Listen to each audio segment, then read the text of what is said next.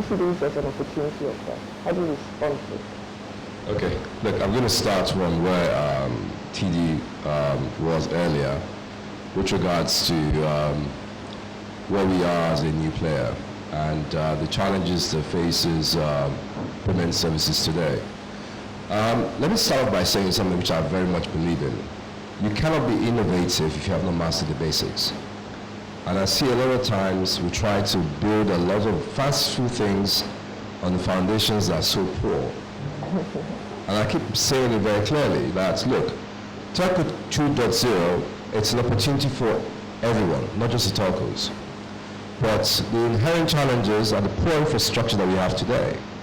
And if you recall, I mentioned earlier on regarding, you see, the poor PPPs that has not been well established in Nigeria is what we need to first and foremost address.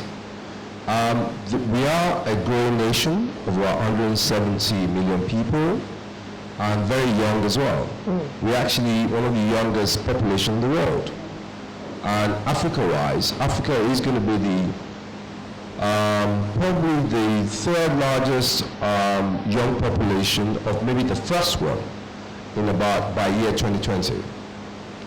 And the failure of Africa also to take advantage of the next industrial revolution has been there every year in year for the past almost a few decades now.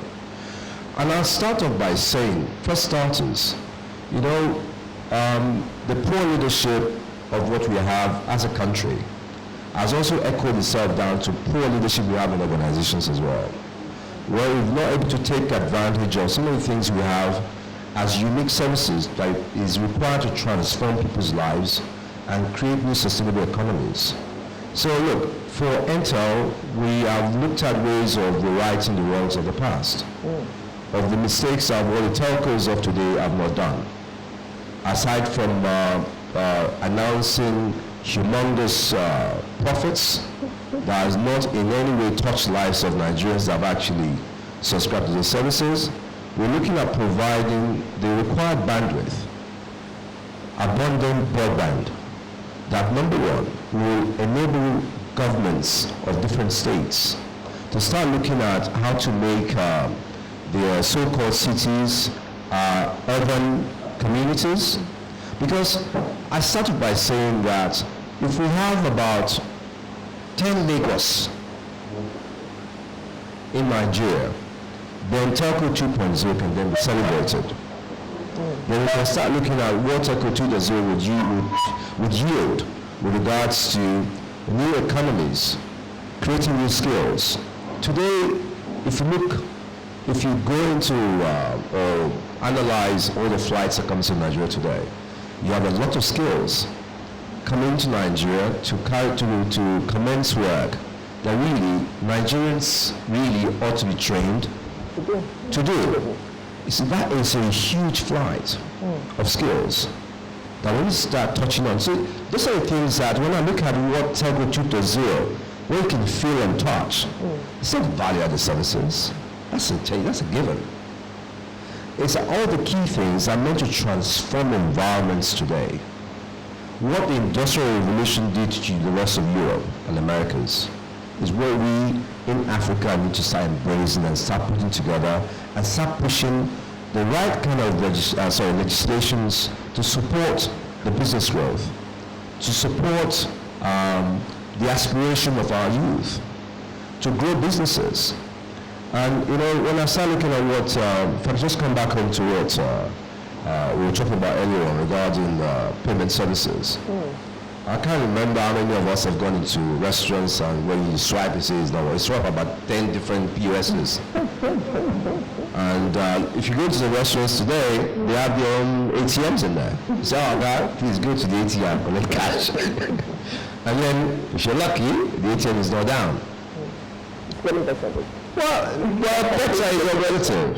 Better is relative. And I'm going to say that to in a very, with a tongue-in-cheek. You go beyond the north of Lagos, you now start understanding the challenges of poor connectivity, poor access to what you call basic services. My very good friend Olu and I work together at MTN, and we pride ourselves so much in terms of connecting the whole of Nigeria.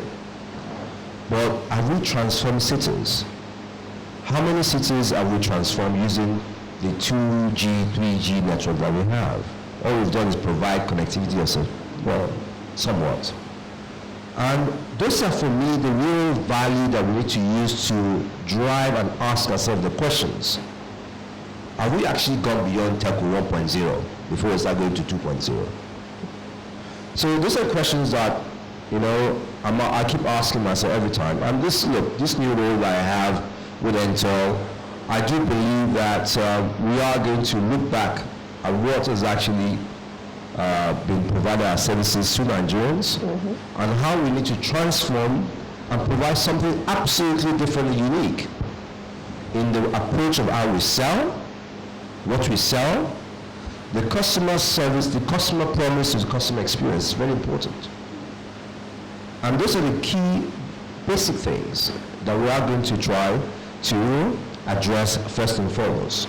We're going to look at the partnerships with the right, I would say the right, quote unquote, public sector institutions that are ready to leverage on what we're going to offer to transform the ability to provide services to the environment that they serve.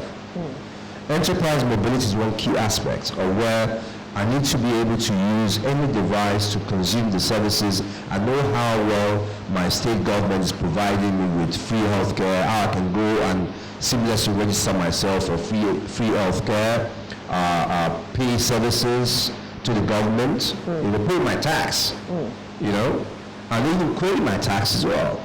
Or not even pay my electricity bill, because I can measure and tell you, the disco, that you cannot charge me what you're charging me because you actually provided services. I will then be well informed. And that for me is Telco 2.0. The ability for me to consume services seamlessly from wherever I am. Absolutely important. The whole RGI thing of where, as a state government, I'll provide these services, I can adequately provide information on what I've provided and charge you as well. And look, on the banking sector, the banks are losing revenue. The reasons why the banks can give you cheap loans today is because of the cost of services. If you look beyond Lagos today, a lot of banks are closing down the branches because branch network is very poor. Sometimes they actually are at a loss. They have ATM farms they have replaced with mortar bank outlets. The ATMs don't work because of poor network services. And it's just at the base of where I look at the tangibles that we need to measure to say that really 2.0, yes, ought to be celebrating an environment where you have good infrastructure, good governance, good leadership, good skills. So those are the tangibles that we need to measure and ask ourselves, really, what it's all about. So if you watch this space then? Absolutely. And so for us, that is really the focus of where we want to focus on how we're going to enrich lives with abundant broadband, LTE 4G services that will actually bring about the quality of service. The quality